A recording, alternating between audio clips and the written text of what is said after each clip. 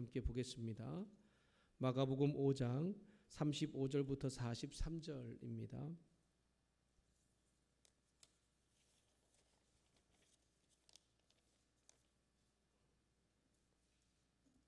마가복음 5장 35절부터 43절을 제가 읽겠습니다.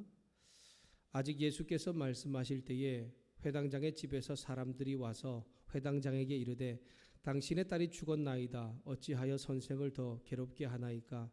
예수께서 그 하는 말을 곁에서 들으시고 회당장에게 이르시되 두려워하지 말고 믿기만 하라 하시고 베드로와 야고보와 야고보의 형제 요한 외에 아무도 따라옴을 허락하지 아니하시고 회당장의 집에 함께 가서 떠드는 것과 사람들이 울며 심히 통곡함을 보시고 들어가서 그들에게 이르시되 너희가 어찌하여 떠들며 우느냐?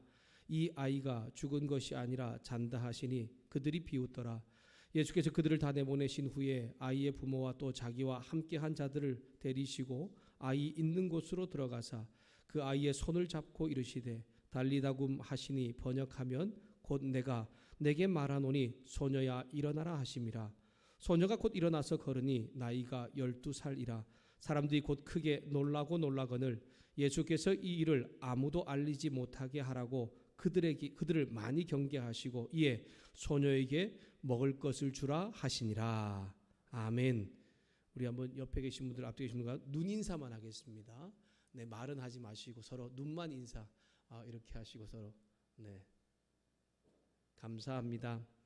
여러분들이 또 함께 예배 가운데 또 예배를 통해서 또 주님을 함께하는 자리가 있기에 또 이 자리에서 함께 예배를 드립니다. 다시 한 번 더 우리에게 주시는 하나님 말씀을 통해서 말씀이 우리 가운데 잘 연결되어질 수 있는 삶이 될 수 있기를 소망합니다. 여러분, 이 세상 가운데 한결 같은 것이 어떤 것이 있을까요? 변하지 않는 것. 우리 말씀 진리는 변하지 않지요. 한결 같은 것이죠. 조금 좀 약간은 좀 이런 모순이 있을 수도 있지만 또 한결 같은 것이 무엇이 있을까 보니까 자식을 향한 부모님의 마음도 한결 같아라는 생각이 듭니다.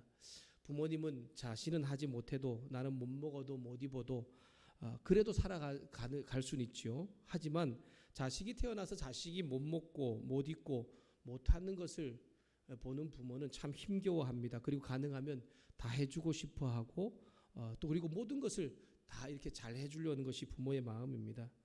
저 아내와 제가 그 자비랑 선교사로 선교사역을 할 때가 있었거든요. 자식이 없을 때, 아이들이 태어나지 않을 때에 우리 둘이 좀 못 먹고 못 입고 못 해주는 것에 대해서 별로 이렇게 어렵지 않았습니다. 주신 사명도 있고 또 그리고 여러 가지 또 후원들 이런 것을 통해서 감당하며 살 수 있었거든요.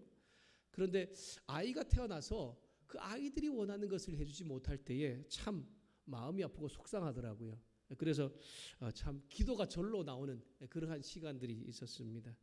앞서 말씀을 읽진 않았지만 오늘 이야기와 연결되는 것은 21절부터이죠. 딸의 죽음을 눈앞에 둔 아버지 회당장 야이로의 이야기가 나오고 있습니다. 여러분, 회당장은 유대 포로기 시대의 성전에서 예배를 드리지 못하기에 함께 모여 예배를 드렸던 장소입니다. 그곳을 관리하고 예배를 준비하는 역할이 회당장입니다. 우리 오늘 표현하면 뭘까 생각해 보니까 예배 준비위원들이라고 볼 수 있을 것 같습니다. 예배를 좀 더 잘 예배되게 하기 위해서 준비하는 많은 분들이 있지요. 그리고 또한 교회 안에서 또 그런 어떤 이름도 없이 빛도 없이 수고하는 분들이 있습니다. 성가대나 아니면 뭐 강단을 청소하시는 분들, 뭐 이런 모든 분들이 뭐 꽃꽂이 하는 이런 분들도 바로 그런 사람들일 것입니다. 하나님을 잘 섬기는 사람입니다. 회당장 야이로도 하나님을 잘 섬기는 사람, 하나님을 향한 믿음이 있는 사람입니다. 그런데 오늘 말씀 앞에 이제 21절부터 보니까 회당장 야이로의 딸이 죽을 병에 걸렸다라고 이야기하고 있습니다. 23절 말씀을 제가 읽겠습니다. 5장 23절입니다. 간곡히 구하여 이르되 내 어린 딸이 죽게 되었사오니. 무슨 병인지 모르겠습니다. 어떤 병인지 이야기하지 않고는 있는데요. 딸에게 지금 병이 걸렸는데 죽을 병이 걸렸다라고 하는 것입니다. 우리가 집중하게 하는 것이 있죠. 그것이 뭐냐면 그 병이 무엇인가가 아니라 그 병이 그 아이를 지금 죽을 수도 있게 만든다라고 하는 것에 우리에게 지금 말씀은 집중을 하면서 우리 그것을 지금 바라보게 하고 있습니다. 여러분, 죽을 병에 걸린 이 딸을 바라보는 아비의 마음, 부모의 마음을 한번 생각해 보십시오. 아마 이 딸의 병을 고치기 위해서 안 해본 일이 없을 것입니다. 용어다는 의사는 다 찾아가 보았을 것이고요. 좋다는 약을 다 구해서 먹여 보았을 것입니다. 사람들이 이야기하는 소리를 듣지요. 이렇게 하면 그 병을 고칠 수 있습니다. 이런 방법을 쓰면 그 병을 나을 수 있습니다라고 해서 아마 이 아버지와 이 집 부모는 모든 것을 다 해보았을 것입니다. 그런데 소용이 있었나요? 아무 소용이 없었습니다. 참 아버지로서 딸의 병을 고치기 위해서 이 정도 했으면 정말 충분하다 생각할 정도로 다 했으니까 아버지는 어떨까요? 좀 포기하고 싶은 그런 생각도 들지 않습니까? 그런데 오늘 해당장 이 야이로는 끝까지 이 아이의 병을 고치는 일을 놓지 않고 있습니다. 어떤 지금 끝까지 놓지 않는 것을 보여주고 있습니까? 예수님과의 만남을 통해서 우리에게 보여주고 있죠. 야이로가 예수님에 대한 소문을 들었습니다. 그때 당시에 이스라엘 전역 가운데 예수님에 대한 소문은 널리 퍼졌기 때문에 입과 입 소문을 통해서 예수님이 어떤 분인지를 들었죠. 무슨 병이든지 예수님께서 고치시는 분이었고요.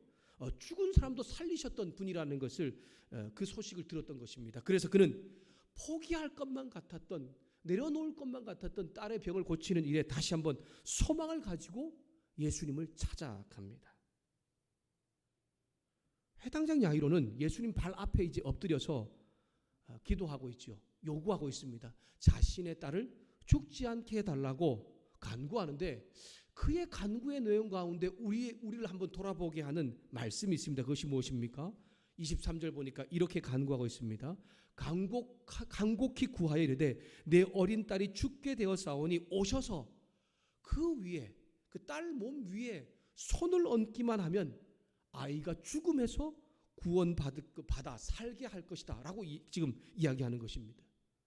여러분, 이 간곡히라고 하는 것은 최상급을 의미합니다. 아주 매우 강렬히, 그러니까 자신이 표현할 수 있을 그 애절함, 그리고 그 부탁할 수 있는 모든 것에 대한 표현을 다 지금 하면서 예수님께 구하고 있는 것이죠.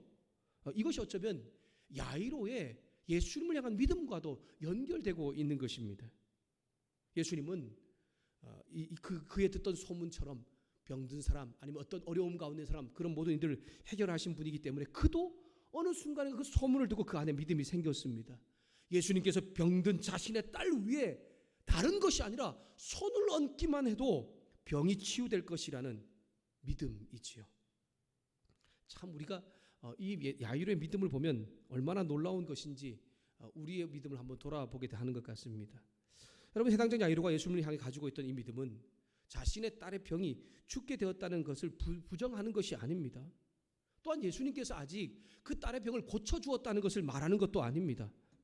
그럼에도 불구하고 야이로는 죽어가는 자신의 딸의 몸에 예수님께서 손을 얹기만 해도 그 딸이 살아날 것이라는 그러한 놀라운 믿음으로 간구하고 있는 것입니다. 그러니 예수님 지금 죽어가는 내 딸이 있는 집으로 가서서 함께 가달라고 지금 부탁을 하고 있지요.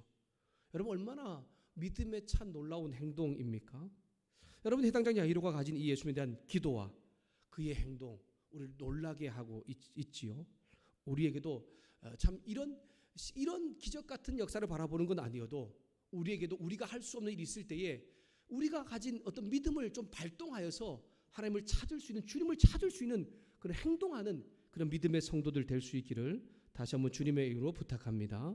해당장 야이로가 예수님을 향한 믿음은 정말 놀라웠고 또 그 믿음은 행동으로 연결되어서 주님을 모시고 이제 집으로 가고 있습니다.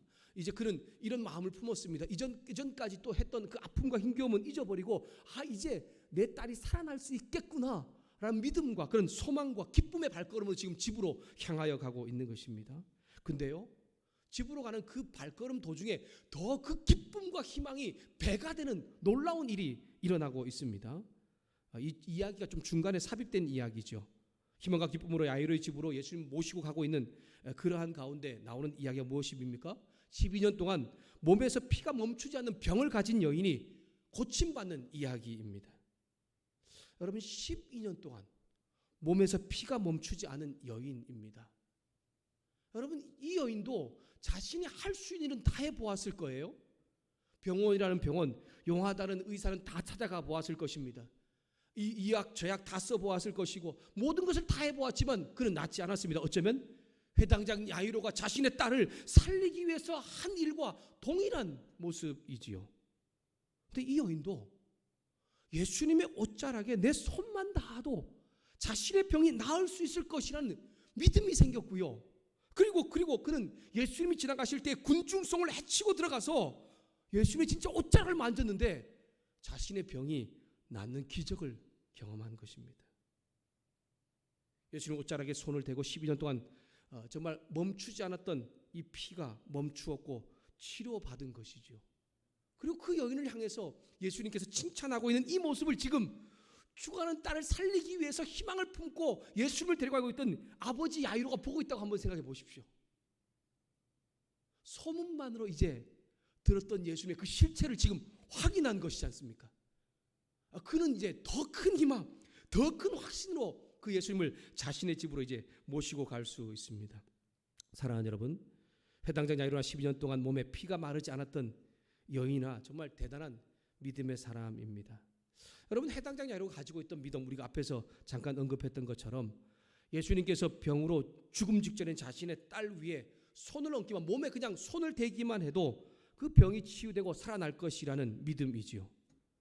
아직 예수님께서 그 딸의 병을 고쳐준 것도 아닙니다. 살려주겠다고 말씀한 것도 아닙니다. 그런데 그는 믿음을 가지고서 간구하며 행동하고 있습니다. 여러분, 12년 동안 몸에 피가 마르지 않던 이 여인도 예수님께서 병을 고쳐주지 않았습니다. 그도 예수님의 소문을 듣고서 그 안에 믿음이 생겨난 것이에요.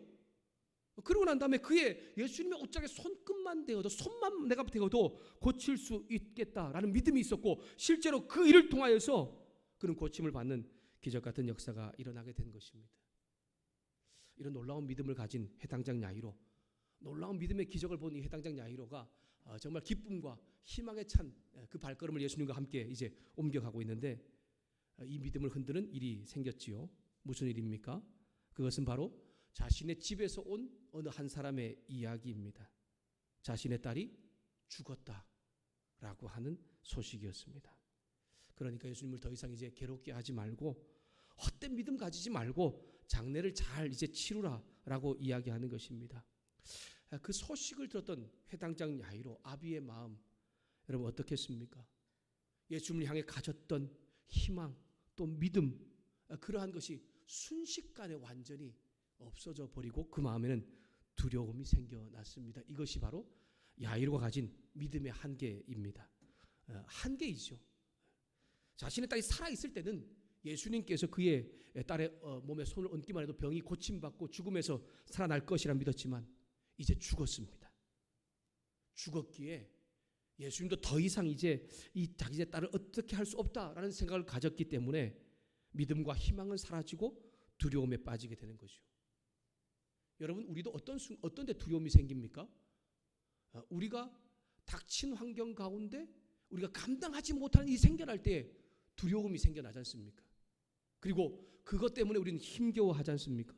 우리의 모습도 별반 다르지 않은 것. 아무리 평상시에 보기는 정말 믿음이 좋아 보이고 하나님께 주신 모든 것을 다 이상 일들 다 헤쳐나갈 것처럼 보여도, 저도 그렇고 우리도 그렇고 모두가 그런 일이 생겨나면 우리는 순간적으로 두려움과 어려움이 생겨나지 않습니까? 전성주한테 그 우리 수요일날 화요일날 어머니가 쓰러졌다라는 소식을 듣고서 아내와 제가 이제 내려갔거든요. 내려가서 이제 만났는데 전사님이 갑작스러운 그 어머니의 그 쓰러짐에 대하여서 두려움을 가지고 있었습니다. 그래서 그 두려움을 이겨낼 수 있게 해달라고 그가 기도하는, 같이 그 나눔을 하면서 기도를 하였습니다. 여러분, 우리가 당연히 가질 수 있는 두려움이죠. 그리고 당연히 우리가 생겨날 수 있는 그런 어려움입니다. 그럼에도 불구하고 예수님은 그 회당장 야이로에 대하여서 책망하거나 정죄하지 않습니다. 주님은요, 그 두려움을 인정해주고 있습니다. 그리고 그 두려움 가운데 있는 야이로에게 다시 한 번 더 믿음으로 자신을 바라볼 것을 36절에 말씀을 하고 있습니다. 우리 한번 조용하게 여러분 한번 읽어볼까요? 같이 함께 요 말씀 한번 읽어보았으면 좋겠습니다. 그리고 우리도 이런 말씀을 이런 믿음을 가졌으면 좋겠습니다. 이렇게 주님을 바라봤으면 좋겠습니다. 우리 36절 우리 잠잠하게 같이 함께 읽겠습니다. 시작. 예수께서 그 하는 말을 곁에서 들으시고 회당장에 이르시되 두려워하지 말고 믿기만 하라 하시고. 아멘. 여러분, 예수님이 야, 너 전에 가졌던 왜 그 믿음 가지지 못하냐? 왜 그런 나를 바라보았던 그런 어떤 마음 왜 갖지 못하냐? 야, 내가 정말 그 소문 듣고 내가 고칠 수 있다고 말했는데 왜 그런 믿음 끝까지 못 가지? 이렇게 책망하지 않습니다. 이게 정죄하지 않습니다. 그가 이런 것 때문에 그 딸의 죽음 때문에 두려워할 것도 아셨죠. 그리고 그 두려움 가운데 그에게 오히려 그래 너 두려워하지. 근데 두려워하지 마라. 나를 계속 바라봐라. 나를 계속 믿어라 라고 말씀하시면서 그 말씀하고 난 다음에 예수님은 회당장 야이로를 데리고 죽어있는 딸의 집으로 찾아가고 있는 것입니다. 예수께서 회당장 야이로에게 비록 딸이 죽었지만 그것 때문에 두려워할 수밖에 없지만 주님은 다시 한 번 더 그 딸에게 당신을 바라보라고 말씀하시면서 믿으라고 하셔서 그 야이로의 집에 갔습니다. 여러분, 집에 갔더니 12살 어린 소녀의 죽음 가운데 모든 가족과 동네 사람들이 아주 진짜 애곡하며 통곡하는 소리가 멈추지 않습니다. 제가 교회에서 장례가 날 때에 이 세상 사람들 말고요, 교회 장례를 보니까 한 2가지 정도 반응이 있더라고요.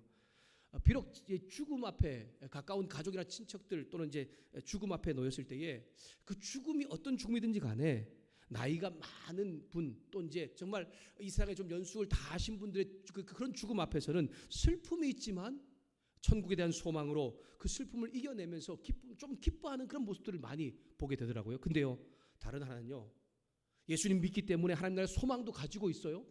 그럼에도 불구하고 정말 어린 나이에 그리고 갑작스럽게 죽음을 당한 가족과 친척 앞에서는 이 어떤 위로도 어떤 말도 표현되지 않는 것을, 그런 모습을 장례를 통해 보았습니다. 수요일에 저희 대구의 첫째 형님인데 첫째 형님의 그 아들 조카가 저한테 연락이 왔습니다. 어떤 연락이 왔냐면 정말 형님이 다니는 교회의 어머니 같고 그리고 형님을 정말 잘 챙겨주는 그러한 담임 목사님의 사모님이 수요일에 갑작스럽게 뇌출혈 쓰러졌고 바로 돌아가셨다는 거예요. 제가 그 전성준 사님 어머니 소식도 들었죠.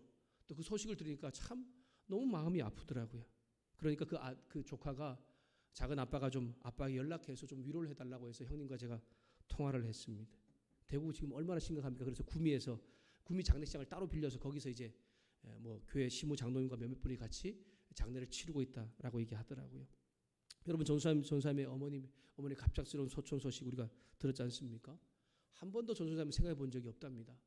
아버지는 무릎 수술도 하셨고 허리 수술도 하고 어깨 수술도 했습니다. 그리고 조금의 통증만 있어도 아프다라고 하시니까 아버지를 위해서 정말 다 그렇게 신경 쓰고 했었던 그런 일인데 어머니는 병원에 그렇게 간 적도 없으시고 특별한 병도 없으셔요. 근데 갑작스럽게 뇌동맥 파열로 그렇게 돌아가신 것입니다. 여러분, 이런 갑작스러운 죽음 앞에 슬프지 않은 사람은 아마 아무도 없을 것입니다. 여러분, 12살 어린 소녀의 죽음을 바라보고 있는 그 가족들, 친척들의 모습을 한번 생각해 보십시오. 얼마나 통곡이 나고 얼마나 슬프고 얼마나 애통해 하겠습니까? 당연한 일입니다. 예수님께서 그 당연함을 인정하지 않는 것은 아니죠. 주님께서 그 슬픔을 바라보고 있지만 그들에게 주님은 그래도 말씀하십니다. 근데 문제는 무엇입니까? 그 가족들의 문제는 죽음 앞에 슬퍼하긴 하지만 예수님을 바라보지 못하고 인정하지 못하고 있다라고 하는 것입니다. 그 슬픔이 너무 컸기 때문일 것입니다. 그래서 주님은 말씀하십니다. 39절에 이렇게 말씀하십니다. 들어가서 그들에게, 누굽니까? 12살 어린 소녀의 죽음 앞에 애통하며 슬퍼하는 그들 가운데 말씀합니다. 너희가 어찌하여 떠들며 우느냐? 이 아이가 죽은 것이 아니라 잔다 하시니 그들의 모습이 어떠했다고요? 비웃더라 라고 말씀하고 있습니다. 여러분, 예수님께서 뭔가 착각하고 계신 것은 아닙니까? 예수님이 뭔가 잘못 들은 것은 아닙니까? 분명히 죽었다고 했는데 이 아이가 아직 죽지 않았다고 이렇게 생각하고 있는 것은 아닌가요? 그렇지 않을 것입니다. 주님도 분명히 그 아이가 죽은 것을 알고 있었습니다. 그럼에도 불구하고 우리가 보기에는 정말 이상한 표현을 하죠. 잔다라고 하는 그런 표현을 하고 있는 것입니다. 예수님은 그 죽음을 부인하고 있는 것이 아니죠. 그것이 사실이지만 당신께서는 그 아이를 다시 살릴 능력이 있다는 것을 말씀하고 있습니다. 그런데 가족들의 모습이 어떤 행동이 어떠했다고요? 비웃었다라고 말합니다. 이 비웃다는 것은 그냥 진짜 뭐 약간 미친 사람 보듯이 그렇게 그냥 살짝 이게 썩은 미소를 짓는 그런 행동을 말하는 것이 아니라 직접 앞에 대고서 경멸하고 조롱하는 것을 바로 이 비웃었다라고 하는 것입니다. 예수님을 경멸하고 조롱하는 그 사람들, 그 가족들이 행동은 당연하지만 그럼에도 불구하고 주님의 그 말씀하시는 모습을 보면서 그들은 그 주님 말씀을 인정하지 않고 바라보지 못했다라고 하는 것입니다. 결국 예수님께서는 당신의 말을 듣고 따르는 해당장 야이로의 부부와 제자 외에는 다 모두를 내보내고 죽은 소녀 앞에 갑니다. 그리고 그 죽은 소녀의 몸에 또 손을 잡고서 말씀하죠. 뭐라고요? 우리가 잘 아는 말씀이죠.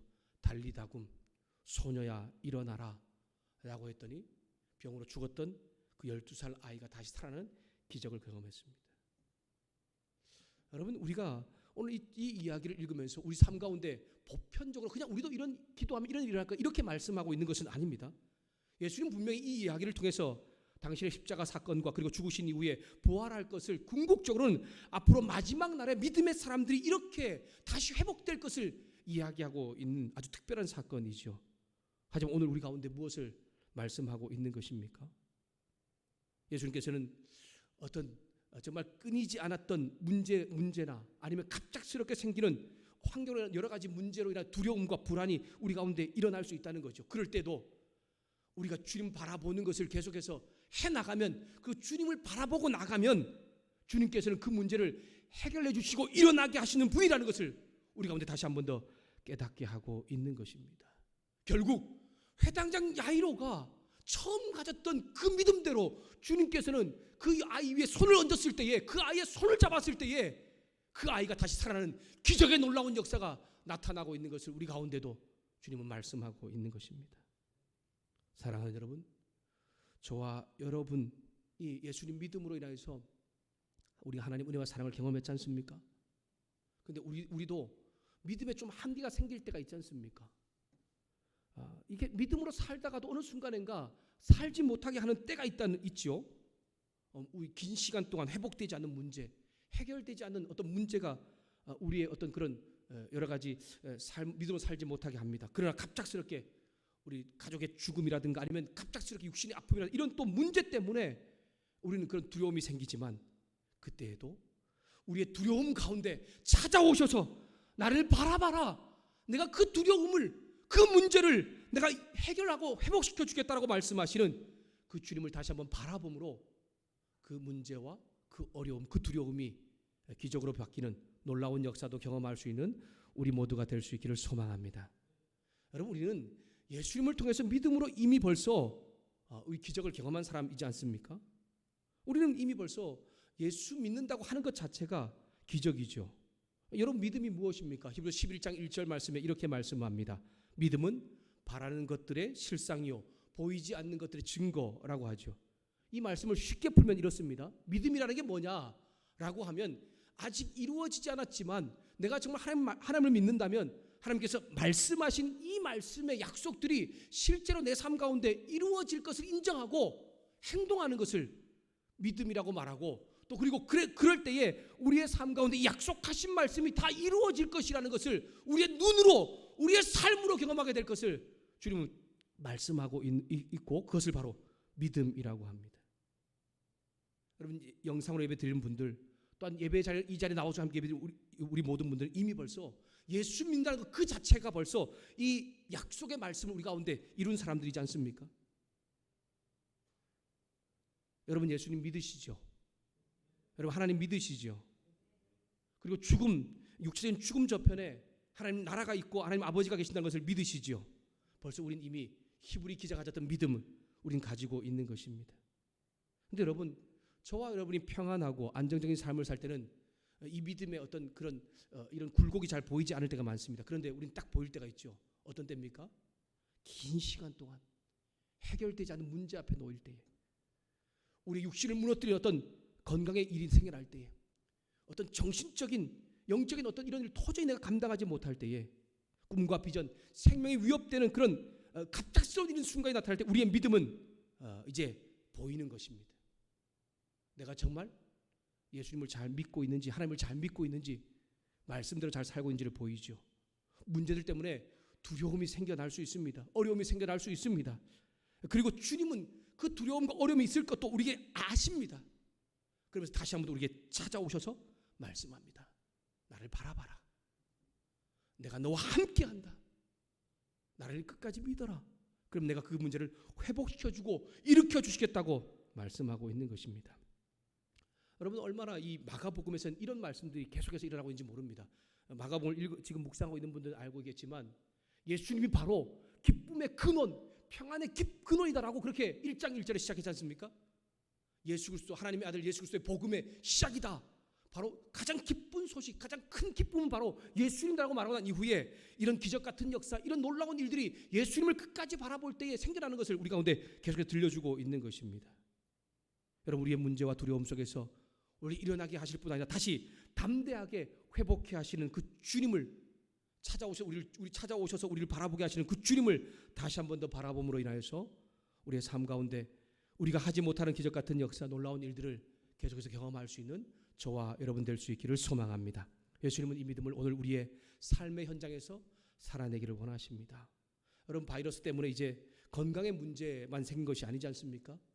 학생들은 학업에 문제가 생겼습니다. 이제 개학이 또 좀 더 연기될 수 있다고 오늘 이제 이번 주에 논의가 된다고 하더라고요. 4월 첫 주까지 이제 아이들 개학이 연기되면 뭐 이 학교가 아주 지금 교사들도 그렇고 아주 난리가 지금 났습니다. 어떻게 이런 지금 일을 해야 될지, 뭐 특별히 고3 수능이나 여러 가지 이런 것들 어떻게 해야 될지 막 이런 수많은 문제들이 이제 산적해고 우리 아이들도 굉장히 그런 여러 가지 문제가 생겼습니다. 그뿐이 아니지 않습니까? 사업을 하는 사람들은 사업의 문제가 생겼고, 직장을 다니는 직장의 문제, 대구와 경북 지역에 오늘 결정이 난다고 하는데 특별 이제 재난 지역으로 선포되어서 그 모든 그 어려움의 50%를 이제 지원해주겠다, 이런 여러 가지 재정의 문제, 생계 문제까지 다 생겼습니다. 그럼에도 불구하고 이런 순간순간 어려움과 아픔, 갑작스럽게 닥친 문제 가운데도 우리 두려움이 있지만 그 두려움 가운데 찾아오시는 주님을 잘 바라보심으로 인해서 우리의 삶의 문제를 일으켜 주시고 회복시켜 주시는 그 하나님의 은혜가 여전히 한 주간 또한 이런 어려움 가운데 우리의 삶 가운데 일어날 수 있기를 소망합니다. 하나님 믿고 신뢰한다는 것은요, 그분께서 약속하신 말씀이 우리 삶 가운데 이루어진다는 것을 확신하며 사는 것입니다. 쉽지 않습니다. 여러분, 아직 이루어지지 않았는데 어떻게 그것을 그렇게 잘 믿고 살아갈 수 있습니까? 그래서 쉽지 않아서 우리는 두려움이 생길 수밖에 없습니다. 주님은 그걸 아시고 지금 찾아오셔서 말씀하시는 것을 가운데 다시 한 번 더 들려주시는 것입니다.